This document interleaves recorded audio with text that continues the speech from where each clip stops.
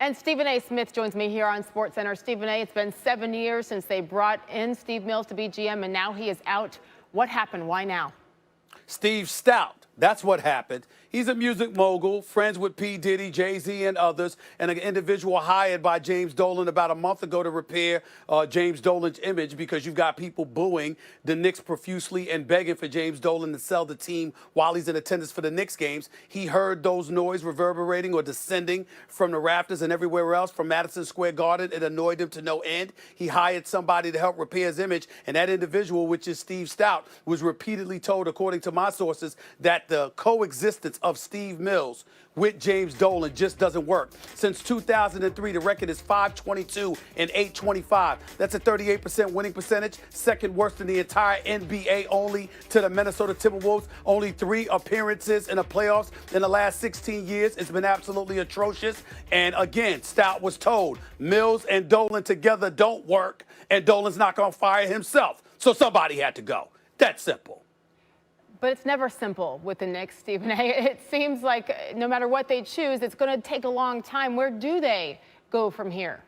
Well, let me tell you something right now. You've got notable names, people bringing up names like Jeff Van Gundy or whatever. I'm not buying that. I don't see that happening. I think Mark Jackson needs to keep his phone on because he could get a call. In terms of executives for the New York Knicks, while Perry is running on an interim basis for the presidency, here's Scott Perry. Here's the reality of the situation. You're going to hear names like Lynn Merritt from Nike because of his relationship with a multitude of players and how he's expected to retire in short order in the very near future. You're going to hear other names like Masai Ujiri, but you ain't getting him out of his contract in Toronto, in my opinion. The name I would ask you to keep your eyes on is Kenny Smith of TNT. This is an individual that his name has been mentioned before as an executive. He would love to be an executive for the New York Knicks running basketball operations. He's from Archbishop Malloy, right there in Queens, New York. He's got New York roots. When he speaks about basketball, you're going to listen. The likelihood is that somebody like him would hire Mark Jackson, who everybody here in New York City is clamoring for, myself included. Why, Sage? Because remember I said this, and I've said this on many occasions. The New York Knicks don't just need a coach. They need a voice because nobody wants to hear from Dolan because you don't trust him. Steve Mills is relatively quiet and timid to such a degree in terms of speaking. You need somebody that's going to speak to the media, that's going to speak to New Yorkers, and when they open their mouth, every damn body listens. That's Mark Jackson. That's Kenny Smith. Keep your eyes on Kenny Smith. Okay. He wants to be an executive. Mark Jackson wants to be a coach. It's right there for everybody to see. It's just a matter of whether or not James Dolan is going to do it. It's been 7 years since this team made the playoffs, 50 since they won their last championship. Stephen A. Smith, don't go anywhere. Back with more in a second. All right. Sage, it's been a nightmare road trip for the Sixers. Wait a second. You can say that about every road trip for Philly. After suffering the worst loss of the season last night to Jimmy Butler in Miami, the Sixers dropped to 9 games below 500 away from home. Here is the reaction after the 31-point loss. I thought that our defense was poor. You know, when you create 3 turnovers for a game, it's just not a reflection of who we are. The physicality side of things, we got to step that up. That comes with experience, also just comes with personality. I mean, guys just got to step up and be more physical. You mentioned the physicality. I mean, you guys are a very tall, big team. Why, can you pinpoint why you haven't been able to? We were soft. He mentioned the S word. The Sixers have struggled away from Philly this season despite owning the NBA's best home record. They rank 22nd in road winning percentage. Philly has lost each of its last 4 road games by double digits. 3 of those losses have come against teams they currently trail in the East standings.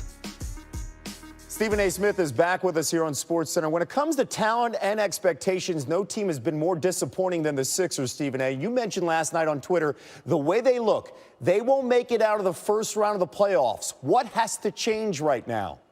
personally speaking, I think that we might be getting to a point where it might have to be a change in the coach. I like Brett Brown. I'm fond of him as a person.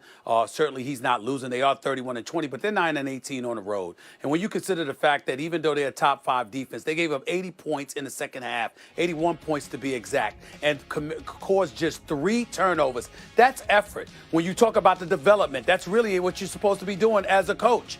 Has Joel Embiid gotten better? No. Has Ben Simmons gotten better? No. They're all stars, no question about it. Cornerstones of the franchise as far as I'm concerned, but certainly not living up to expectations. Tobias Harris could do a little bit more, even though he's averaging 19 a game on 47% shooting. You don't have perimeter shooting the way that you should, or the way that Miami does, and things like that of that nature. So when you look at it around, the bottom line is this. This is a team that was favored to come out of the East, and now we're looking at the 76ers and wondering whether or not they're going to get bounced in the first round, because Toronto looks better, Milwaukee looks better, Boston looks better, Miami looks better.